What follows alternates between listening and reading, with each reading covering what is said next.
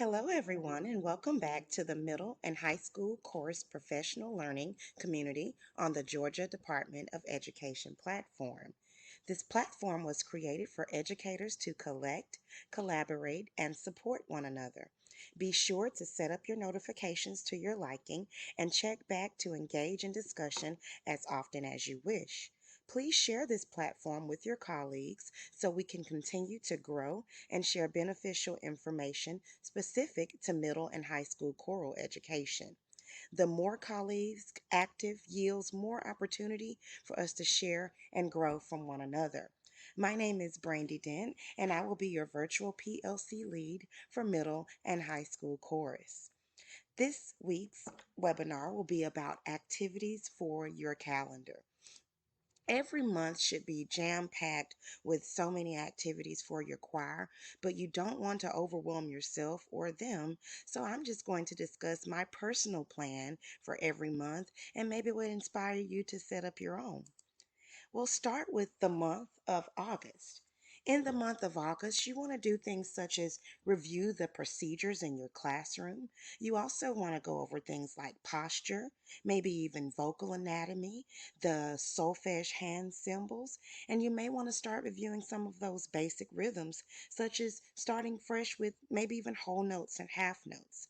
Another thing I do is distribute my choral handbook, review things like family orientation with my students, just so they know that they're welcome to be loved in my classroom, just setting up that climate. And also, I encourage my parents to join whatever platform I use to send them messages, such as through Infinite Campus or even Remind. We go over our daily warm ups and nice rhythms, and we also recruit on our first month back. Another thing I like to do is go over breathing techniques with my students. We always try to work on our breathing monthly. Next, we have the month of September. Now, September is when I may have already started reviewing the major and minor scales, but this is something you definitely want to have started by the month of September. You want to show your students also how you want to be organized. Maybe in the month of August, you are still getting schedule changes, or maybe school hasn't even started until the month of September after a Labor Day holiday. So you want to make sure that your students have a folder for chorus or they have a particular location where they're going to put everything. And you also want to make sure that you show them things such as sheet music by now, showing them how bar lines are and measures are created, and even assigning your voice assignments. For me personally, this is when my seventh graders start to get their particular voice assignments, or even if you're teaching high school, you might have some new students, and by September, you want to kind of see where their voice is going. Um, Also, my students begin part singing around September. My seventh graders may have sang unison or two-part harmony in sixth grade. So by seventh grade, we're maybe going to three-part harmony where I have a group that's on part one, part two, and my change voices on their own independent part. You also want to make sure that you start reviewing note names with your students. It may be a review for some, but it may be something new to others. I also have by now began rehearsals for all state chorus because this is something that the Georgia Music Educators Association offers, and we want to make sure that our students from 7th through 12th grade are prepared for that audition in November. September 15th marks the beginning of Hispanic Heritage Month. This is a wonderful time for you to embrace other cultures in your classroom. So try to get started on what you're going to do for the month of September. Moving on to the month of October, we're going into the fall, and you might want to start showing your students more complex rhythms, such as eighth notes, and showing them the different parts of notes so that they can identify those different types of notes. You may want to then introduce the repeat symbol, as well as the Star Spangled Banner and National Anthem, so that your students are prepared to sing maybe at a football game or maybe even in the spring at a basketball game. Fall festival is a wonderful time to have it. The weather is amazing. It's also a way for you to see the talent of the students in your school by offering a talent show for the entire school. And this is also the month where you're getting to know those beginning students. And for me, that's when I start interviewing and auditioning for my sixth grade honor choir. By now, your students should know whole notes, half notes, quarter rests, maybe even the dotted notes, and now the eighth note should be introduced. And then we move over to the month of November. The month of November, I start to review dynamics. We start working more on our breathing and how to control the breath through the different types of sound. We also go over time signature, cultural diversity, with Thanksgiving and the Hispanic Heritage Month just ending. It's a nice way to embrace other cultures and maybe talk about what different cultures do for the month of Thanksgiving, even. By now, it's a time for you to register your students for a large group performance evaluation. And if you haven't already started doing so, you want to start planning for maybe your winter concert. Also, you might even have an early fall or late fall concert for your students before you get ready for that winter concert. Some schools decide to do one or the other, some schools do both, and some schools may even do a joint time with their feeder. Fall musicals is also a wonderful time to see the talent that your school has to offer. You may want to even include students that are not in your choir. And then we move to the busy month of November. This is also the Human Rights Month and Thai Month. We find ways to celebrate those as well. I am usually doing my very first concert in December here. So, this is where we review and write out little skits to talk about concert etiquette.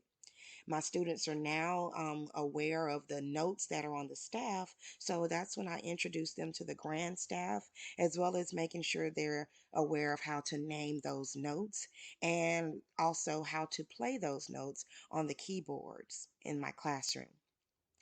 Moving over into the month of January, I now am introducing my students to accidentals and the chromatic scale.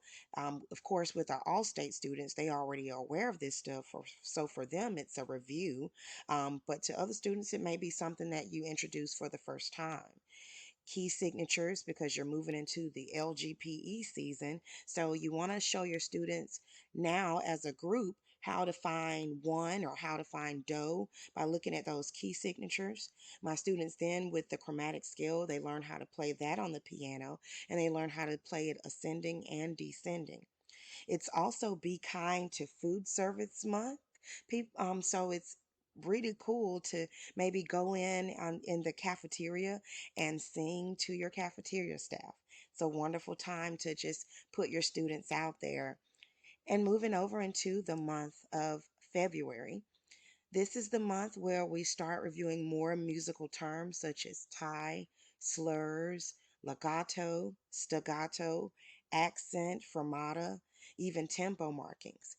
This is also Black History Month, Dental Health Month, and Heart Month. So you may want to go around and do the Negro National Anthem, as well as sing Valentine grams for students in your school or even teachers. A nice fundraiser for you.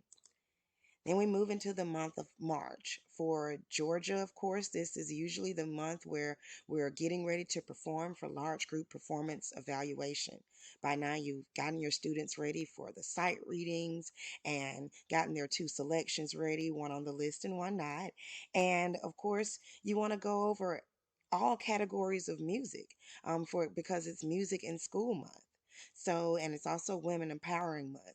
So for this month, you might want to even start planning your spring musicals or your spring show when large group performance evaluation is over. And you definitely want to introduce them to that score sheet that the judges see so they'll be aware of how they're going to be scored.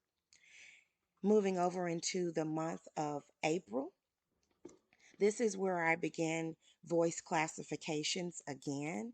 After large group performance evaluation, maybe students have realized that their voices have changed. We may have start getting ready to recruit new choir members as well. And then I also introduce the students, if not already just reviewing parts of the song. we're getting ready for our spring show or spring musical. And when students, it's National Poetry Month, so we will take a poem and they'll put it to a song. So it's a lot of different ways that you can start winding down the school year, but without actually finishing the school year up. And then moving to the end of the year. May is fitness month. My students, of course, are doing a lot of movement because we do a little dancing and singing in our spring show. Of course, if it's the end of the year, come up with some sort of celebration with your students, either it be a splash party or just a simple after school karaoke day. And then, of course, you want to make sure that you have a few students that are available to help you clean and do inventory.